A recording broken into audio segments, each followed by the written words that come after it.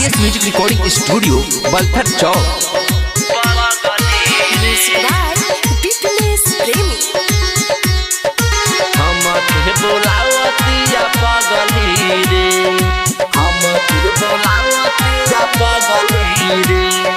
गाल में लगा के पेयर लभली रे, हम के बोलावतिया पगली रे।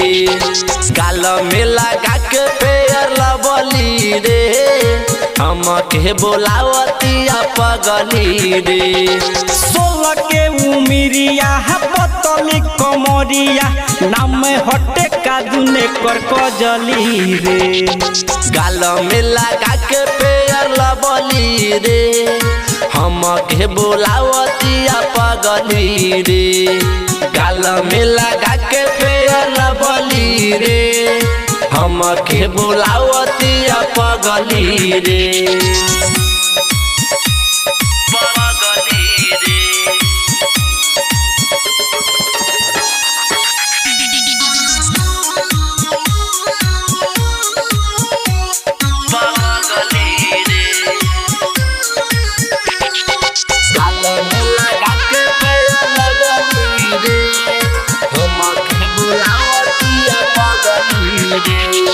जहिया से लड़ल बाटे ओकरा से नैना, रात दिन हमारा न मिलता बेचैना।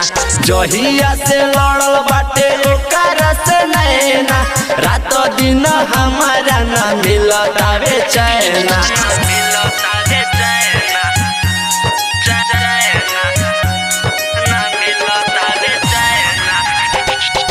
जहिया से लड़ल बाटे एकरा से नैना, रात दिन हमारा न मिलता बेचैना। एकरे चक्कर में बेची सब जीरे, हम के बोलावतिया पगली रे।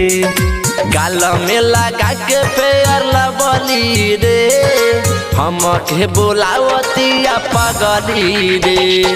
गाल में लगा के पेयर लभली रे, हम के बोलावतिया पगली रे।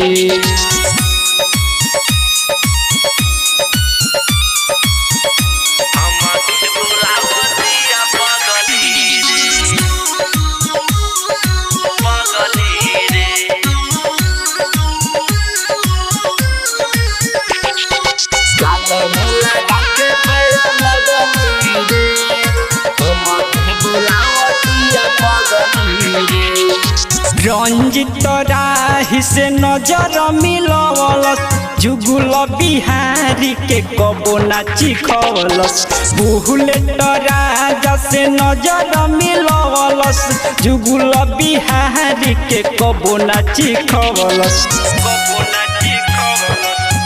Mix by LB Yadav.